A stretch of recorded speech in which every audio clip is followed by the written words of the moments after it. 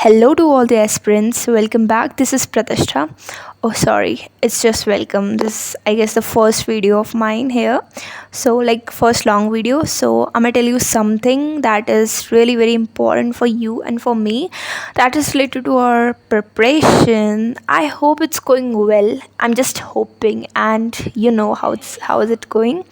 So, my preparation is not so good and not even so bad. I'm even trying to get it some on a better path, on a better track. So the thing is, I'm here for this important video because I want to tell you I have something prepared for myself, and I hope you can also prepare it for yourself so that you can apply it during your preparation, and even at such a time when you have nothing to, like, you have no chance of doing anything, like you're so much stuck.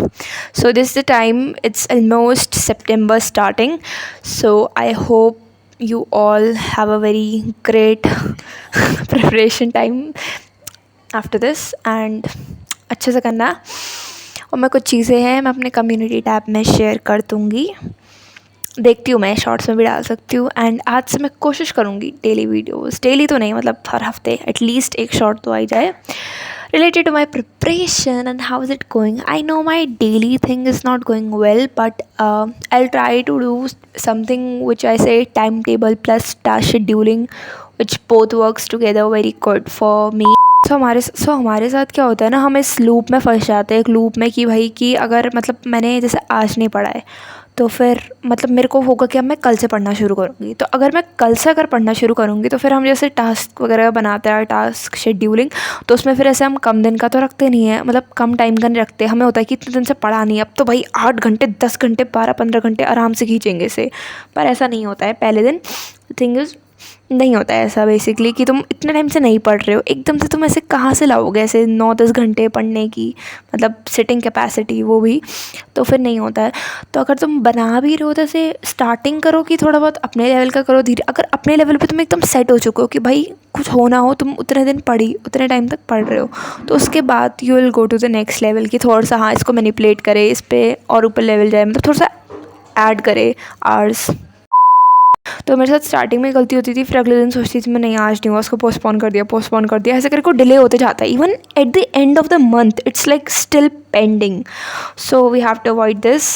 So another thing is कि हम जैसे ऐसे करते हैं, एक loop होता है, जैसे वेरी बेसिक लूप, मतलब जिससे मैं सबसे ज़्यादा रिलेट कर सकी थी अभी तो जब मैं प्रिपेयर कर रही हूँ, कि जैसे मैंने पढ़ा नहीं, मैंने आई गेस मतलब जैसे मैं बहुत टाइम से नहीं पढ़ा, अगर मैं सोच लिया अब तो पढ़ना है, अभी टाइम टेबल है इन टीचर से, इनका फॉलो करना है, तो मैं उस टाइम टेबल को बना लिया, हर चीज़ तैयार है, बस उसमें क्या है मैंने अप्लाई नहीं करा। तो आज मैंने जैसे मान लो मैं कल से शुरू करूँगी कि मैं अप्लाई करके रहूँगी, कुछ भी हो जाए कल से कंसिस्टेंट रहना है। कल अप्लाई करा, उसके अगले दिन थोड़ा बहुत कम करा क्योंकि एकदम से नहीं हो पाता है।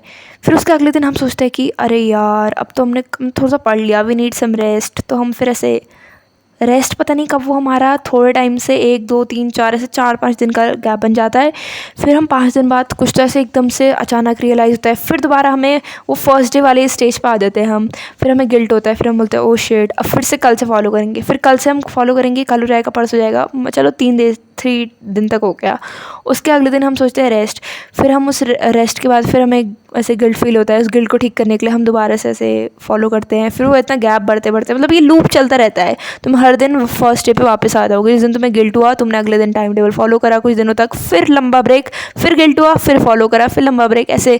तो इसमें तुम्हारा बहुत ही नुकसान होता है। एटलीस्ट कंसिस्टेंट रहना है। मेरे से भी नहीं होता है, but I am still trying and I will try to be consistent from now onwards. This is the most, क्या बोलते हैं, कॉमन चीज़ जो हर एस्पिरेंट बोलता है कि अब से तो करना है, अब से तो करना है, but this time I am serious, ये भी सभी बोलते हैं।